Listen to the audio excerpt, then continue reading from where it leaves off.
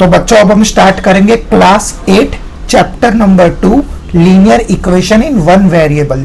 Chapter number 1 हमने already कर लिया है। अगर आपने नहीं देखा है तो यहाँ पे आई बटन आ रहा होगा, आप उस पर क्लिक करोगे तो आपको चैप्टर नंबर 1 की पूरी प्लेलिस्ट मिल जाएगी, तो आप वहां जाके भी चैप्टर नंबर 1 देख सकते हो।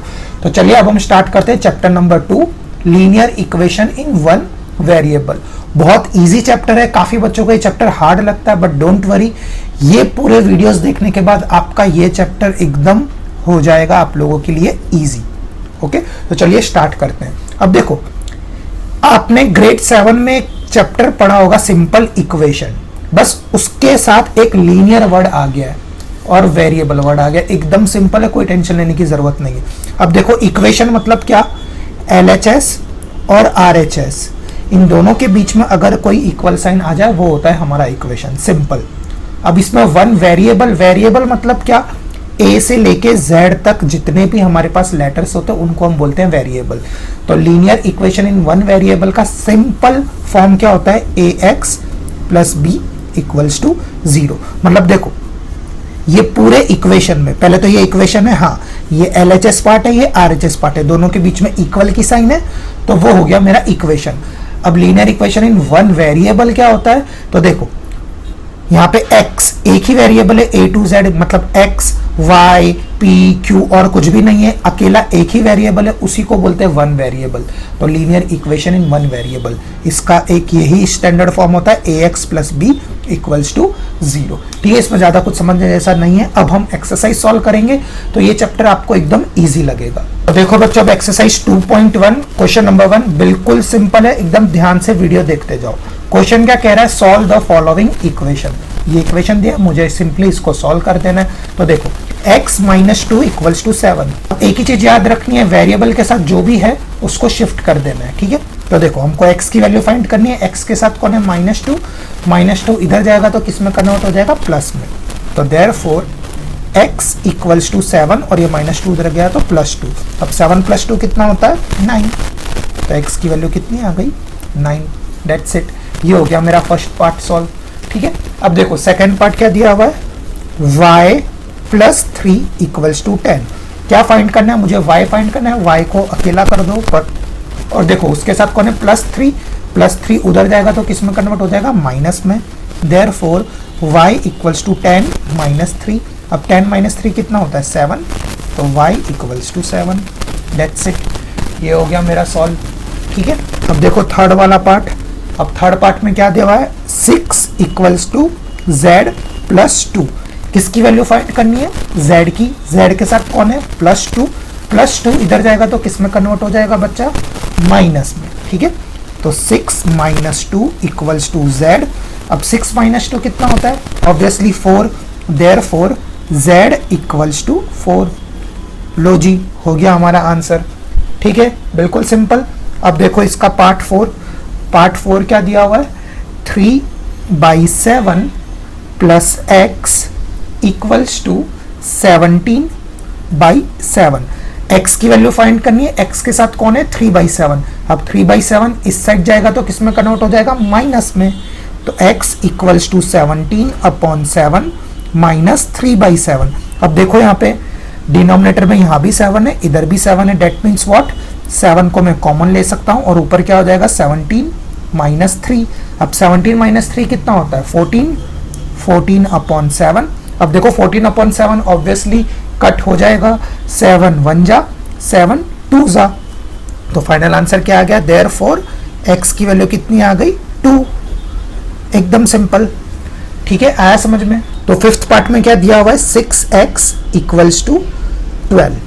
ठीक है, अब देखो हमें किसकी वैल्यू फाइंड करनी है, x की वैल्यू फाइंड करनी है। x के साथ कौन है, 6 मल्टीप्लाई में यहाँ पे जाएगा तो किस में कन्वर्ट हो जाएगा, डिवाइड में। तो देयरफॉर x इक्वल्स टू 12/6। 6 1 जा, 6 2 जा, तो x की वैल्यू कितनी आ गई, 2। ठीक है, आई बात समझ में। अब देखो ग्रेड 7 में, अगर आपने मेरे वीडियो देखे होंगे तो ग्रेड 7 में मैंने आपको एक नोट बताया था, जब भी इक्वल साइन आ जाए तो आप न्यूमरेटर को न्यूमरेटर के साथ कट कर सकते हो। ये इसकी शॉर्ट ट्रिक है। क्या, whenever there is a equal sign you can cut numerator by numerator। तो देखो डायरेक्ट आंसर आ गया, 6 1 जा, 6 2 जा, x की वैल्यू कितनी आ गई, 2।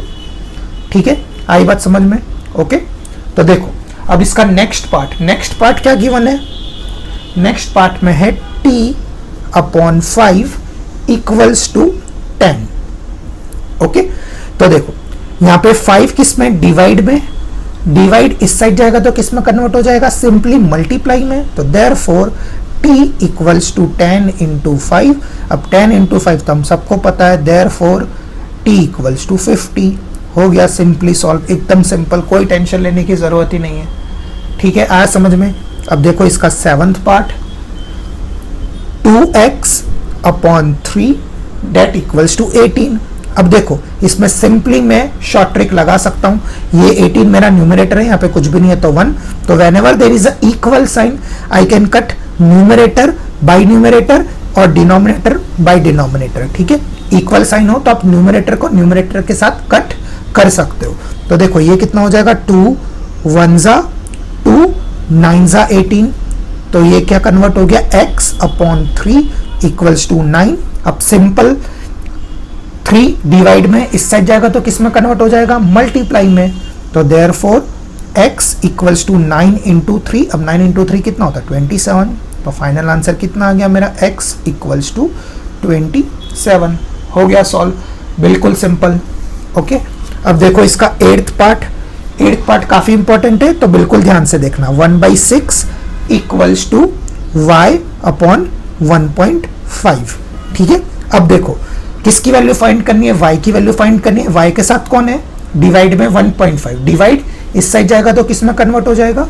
मल्टीप्लाई में। तो therefore y equals to 1.6 into 1.5। ठीक है, अब देखो 1.6 इंटू 1.5 डेसिमल बाय डेसिमल, इसका तो मैंने ऑलरेडी वीडियो बना दिया है। डेसिमल मल्टीप्लिकेशन आप इजीली कैसे सॉल्व कर सकते हो। ठीक है, तो जब आप इसको सॉल्व करोगे तो आंसर आ जाएगा आपका 2.40। ठीक है, तो y की वैल्यू कितनी आ गई? 2.40। ठीक है, बिल्कुल सिंपल है। अब देखो 2.40 को काफी लोग 2.4 भी लिखेंगे, तो ये भी करेक्ट है और 2.40 भी करेक्ट है। ठीक है, तो टेंशन लेने की जरूरत बिल्कुल भी नहीं है। अब देखो बच्चों इसका 9th पार्ट में दिया हुआ है 7x - 9 इक्वल्स टू 16। ओके, अब देखो -9 इधर जाएगा तो किस में कन्वर्ट हो जाएगा? +9 में। तो मैं कैसे लिख सकता हूं? 7x equals to 16 + 9। ठीक है, ऐसे मतलब -9 था, -9 इधर गया तो किस में कन्वर्ट हो गया? +9 में। अब 16 + 9 कितना होता है? 25। Therefore 7x equals to 25। अब मुझे किसकी वैल्यू फाइंड करनी है? x की। x के साथ कौन है? 7 मल्टीप्लाई इस साइड जाएगा तो किस में कन्वर्ट हो जाएगा? डिवाइड में। तो देयरफॉर x इक्वल्स टू 25/7। लो जी, हो गया मेरा आंसर सॉल्व। ठीक है, आया समझ में? ऑल राइट, तो देखो अब इसका 10th पार्ट। अब 10th पार्ट में दिया हुआ है 14y - 8 इक्वल्स टू 13। वही सेम प्रोसेस, y की वैल्यू फाइंड करनी है, उसके साथ कौन है? पहले -8 इधर जाएगा तो किस में कन्वर्ट हो जाएगा? +8 में। तो देयरफॉर 14y इक्वल्स टू 13 + 8। अब 13 + 8 कितना होता है? 21। Therefore 14y equals to 21। अब देखो बच्चों हमें किसकी वैल्यू फाइंड करनी है? y की। y के साथ कौन है? 14 मल्टीप्लाई में इस साइड जाएगा तो किस में कन्वर्ट हो जाएगा? डिवाइड में। Therefore y equals to 21/14। अब देखो 21/14 इसको आप सिंपलेस्ट फॉर्म में कन्वर्ट कर सकते हो। 7 2 ज़ा 14, 7 3 ज़ा 21। आप चाहो तो 21/14 पे भी छोड़ सकते हो अपना आंसर, कोई टेंशन नहीं, क्योंकि क्वेश्चन में बोला नहीं है कि आपको सिंपलेस्ट फॉर्म करना है, बट आप ट्राई करना कि सिंपलेस्ट फॉर्म में आप आंसर लेके आ जाओ। ठीक है, तो 3/2। देखो मैथ्स में कोई भी चीज आपको लर्न करने की या रट्टा मारने की जरूरत बिल्कुल भी नहीं, तो शांति से हर एक वीडियो आप देखते जाओ। Therefore y equals to 3/2। That's it, ये हो गया आपका आंसर। ओके, आया समझ में? अब देखो इसका नेक्स्ट पार्ट। तो देखो बच्चों अब इसका 11th पार्ट में क्या दिया हुआ है? 17 + 6p इक्वल्स टू 9। ठीक है, अब देखो हमें किसकी वैल्यू फाइंड करनी है? p की। p के साथ पहले कौन है? 17 + 17 इधर जाएगा तो किस में कन्वर्ट हो जाएगा? माइनस में। बिल्कुल सिंपल। तो देयरफॉर 6p इक्वल्स टू 9 - 17। क्या मैंने? +17 था, इस साइड गया तो किस में कन्वर्ट हो गया? माइनस में, अब 9 माइनस 17 कितना होता है -8, तो 6p इक्वल्स टू -8। अब मुझे किसकी वैल्यू फाइंड करनी है, p की, p के साथ कौन है 6, मल्टीप्लाई में, मल्टीप्लाई किस में कन्वर्ट हो जाता है, डिवाइड में, तो देयरफॉर p इक्वल्स टू -8/6। आप चाहो तो अपना आंसर यहीं पे छोड़ के आ सकते हो, कोई टेंशन नहीं है, बट आप ट्राई करो कि उसको सिंपलेस्ट फॉर्म में कन्वर्ट कर सको। बिल्कुल सिंपल है, 2 3 जा 2 4 जा, तो कितना हो गया -4/3। तो देयरफॉर यहाँ पे लिख देता हूं, देयरफॉर p इक्वल्स टू -4/3। ये हो गया आपका फाइनल आंसर। ठीक है, ऐसा समझ में बिल्कुल सिंपल है। तो देखो बच्चों, अब इसका 12th part, last part given है। क्वेश्चन क्या है, इसको एकदम ध्यान से देखो, x/3 + 1 इक्वल्स टू 7/15। ठीक है, वही सेम प्रोसेस करनी है। देखो x/3 के साथ कौन है, +1 उधर जाएगा तो किस में कन्वर्ट हो जाएगा, माइनस में, तो x/3 दैट इक्वल्स टू 7/15 -1, नीचे कुछ भी नहीं है तो मैं क्या ले रहा हूँ 1। अब देखो इस टाइप के क्वेश्चन हमने ग्रेड 7 में बहुत अच्छे से किए हुए।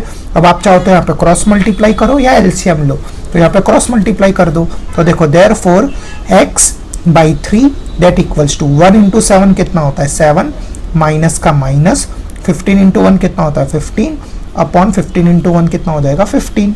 ठीक है, therefore x/3 that equals to 7 minus 15 कितना होता है -8/15।